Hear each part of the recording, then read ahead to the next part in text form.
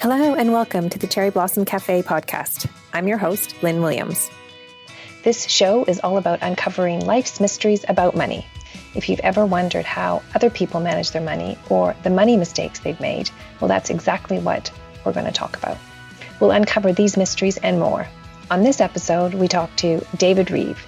David is a successful entrepreneur and owner of Unleash Culture.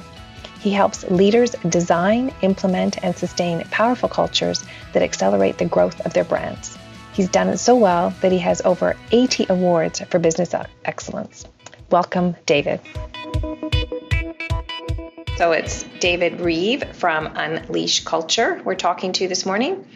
And we like to start with a pretty straightforward question, which is, what was your first job?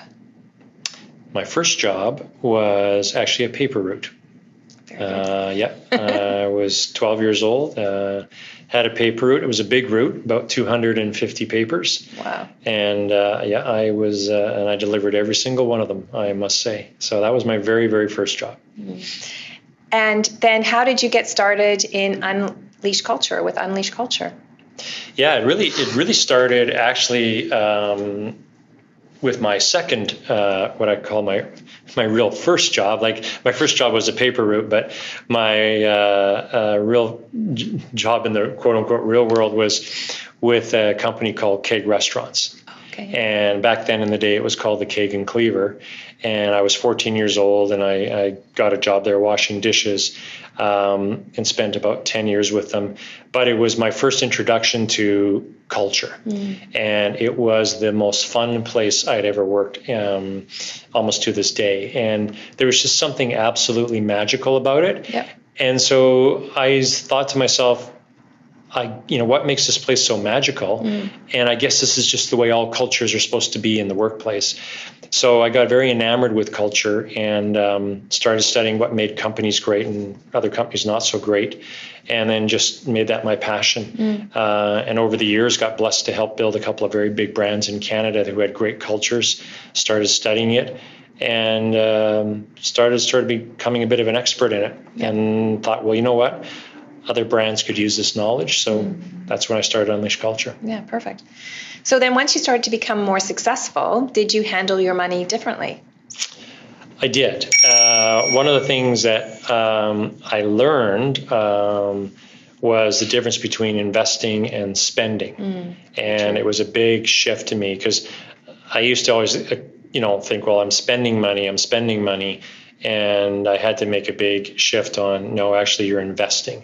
And so, as we started to build our businesses and our different brands, understanding that difference made a big difference in how we accelerated the growth of those brands. And then in my personal life as well, understanding, stepping out of my comfort zone and understanding that, to become more, I would have to be smarter with my investing. So it just, the success on the money part just gave me more options, and I started looking at my investing differently. Yeah, perfect. Were there any big money mistakes over the years?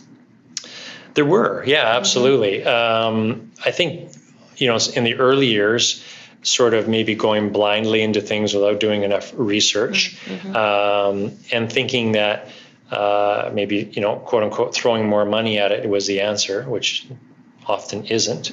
Also, just who I surrounded myself with in the early years. If I look back now, really understanding what their spirit of intent was, and it probably didn't align with my goals. Yeah. So I would say, those are some of the changes I've made.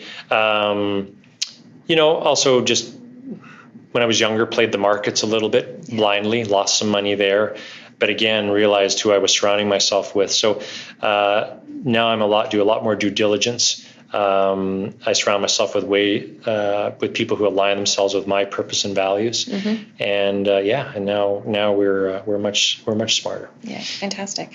So, do you have an investing philosophy? Yeah, I do, and it's not really based on a formula or anything. I mean, I try to keep a very balanced portfolio, which I think is good. Some high, medium, and low risk. I am more into real estate investing now than than leaving my money into, like in the old days it was all savings bonds and safe and secure stuff. So I like, I rent where I want to live, and we invest in places that we want to own, and then we rent those out, or we get involved with land deals, or we get involved with seed money, pre-development stuff. So my philosophy really is I look for a 20% return on anything that we get into. And if it doesn't yield us 20% or the ability to, then we just walk away from that. Yeah. Very good. Thank you. What's your take on philanthropy? Interesting. I think philanthropy can be accomplished two ways. One, I'm a big believer in giving of your time as much as you give of your money. Yeah. Right? Yeah. I think in many ways, your time and knowledge is more valuable than your money. I think it's important to, my personal philosophy on it is I align any of my philanthropic stuff with my purpose in life, and I only surround myself and get involved with things that align themselves with my purpose and accelerate it. But I give probably more of my time and energy and knowledge than I do of my money, because I like to make sure that I'm having a direct impact on whatever I'm doing. Yeah, fantastic. One piece of advice you'd give your younger self about money? I would say that that's a great question. I would probably say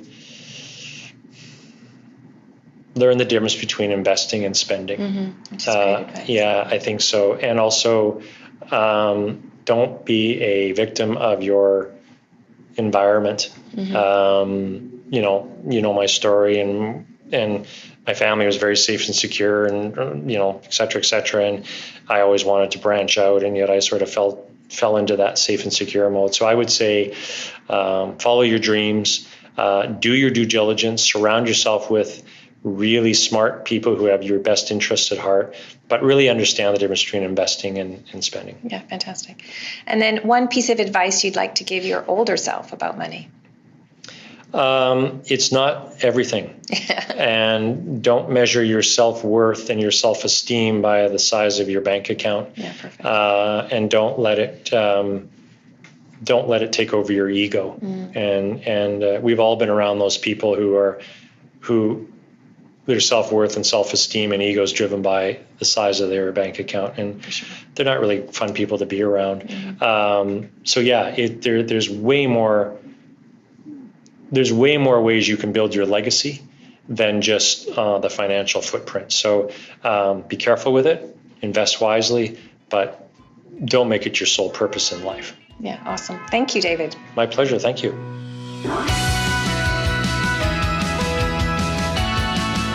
Well, that's it for today. Thank you for listening to the Cherry Blossom Cafe podcast. You can check out the notes below for links related to this podcast. If there is someone you'd like us to interview, we'd love to hear from you. Visit our website, lifestyleprotector.ca, for contact information and more episodes.